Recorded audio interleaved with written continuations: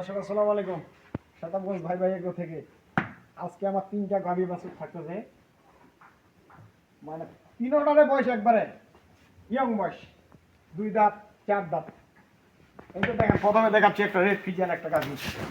গাভীটা ওলানের শেডটা দেখেন প্রথম বিয়ানে ওলানের শেডটা দেখেন এটা কি ওলান একবারে প্রস্রাবের রাস্তা থেকে নামে এই যে ওলান 2 দাঁত বয়স রেড ফিজিয়ান একটা গাভী।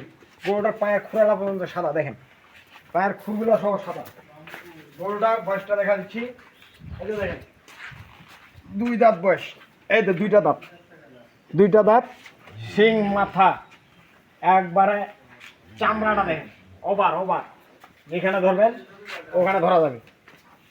2 দাঁত বয়স, দুধ আছে 12-13, ওগুলা দুধ চাপা দিয়ে কোনো লাভ নেই, যেটা বাস্তবে নেই। 12-13 দুধ আছে, সাথে একটা দেখেন মুন্ডি বকনা বছর বাচ্চাটা দেখেন কি জাতের বাচ্চা, এটা সেই বাচ্চা। এই বকনাটা একটা গাভী বানাবেন, স্বপ্ন পূরণের বকনা। এটা 2 লক্ষ টাকার গাভী একটা হবে। এই বকনাটা গাভী এলে হবে না ভাই। এই যে দেখেন এখানে একটা দেখাচ্ছি, এটা 2 দাঁত একটা গাভী,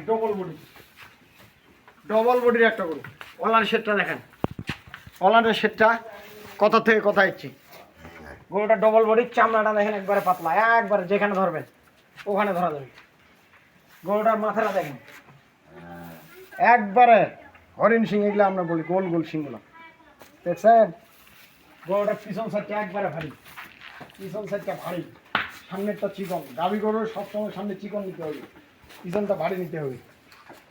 বাচ্চাটা দেখেন একটা হাইব্রিড বকনা বছর। এই বাচ্চা বয়স দুধ গাভী 4টা জিনিস আপনারা মিলাই নেবেন, গাভীতে লস নাই। আর যখন আপনি খালি দুধ দিয়ে পাগল হয়ে যাবেন, গাভীর শরীরে কিছু না থাক, লস হয় আইটেম ভাই, লস আইটেম। গরু হইলে হবে না। গরুটা 2 দাঁত, ভবিষ্যতে এই গরুটা কি হবে, কতটুকু হবে, এই ধারণা করে আপনি গরুটা ক্রয় করবেন। গরুটার দাম কত, বাচ্চাটার দাম কত, ভবিষ্যতে এই চিন্তা ভাবনা করে গরুটা কিনবেন।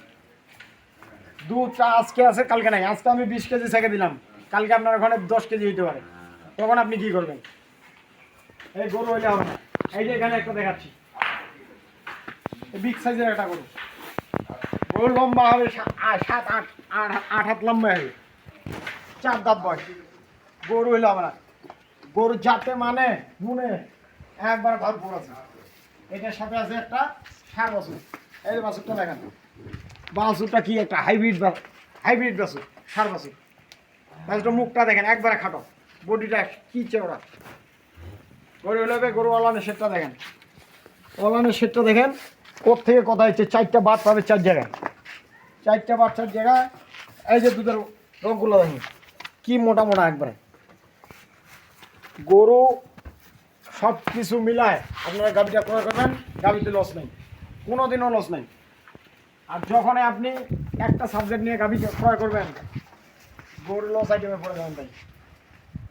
এই গরুটা এই যে আমি বাটগুলো এখানে টানা দেখাচ্ছি, বাসু সারা লাফালাফি করে।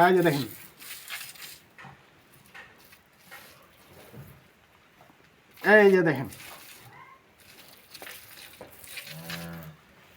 যে দর্শক ভাই কিনবে এখানে আসবে, 2 বেলা 3 বেলা 4 বেলা 5 বেলা দহন করে নিবি, কোনো সমস্যা নেই। এইটার দুধ আছে 2 বেলায় 18টা, এটার দুধ আছে 2 বেলায় 18টা। গরুটার লম্বাটা দেখেন কোত্থেকে কোথায়, এগুলা মুখ দিয়ে বলে লাভ নাই, বাস্তবে যে যাই দেখেন। আমি ধরতে পারবো না গরুটা, আমি ধরতে পারি না, পিছন থেকে সামনে গরম। এই গরুটার লম্বাটা দেখেন, গরু আজকে রেট দিয়ে দিব। এটা যদি কোনো দর্শক ভাই নেয়, পানির দামে 2,25,000 টাকা দাম চাইলে 2.5 লাখ, 2,25,000 টাকা। এর থেকে সস্তা যদি কোনো দর্শক ভাই কোনোখানে পাবে, কিনে নেবে ইনশাল্লাহ, কোনো সমস্যা নেই। 2,25,000, এটা যদি কোনো দর্শক ভাই নেয়, এটার দাম চাইলে 1,80,000, এটার দাম পড়বে 1,65,000 টাকা পানির দামে। এমন একটা ডবল বডির গরু, সাথে বকনা বাছুর, যদি কোনো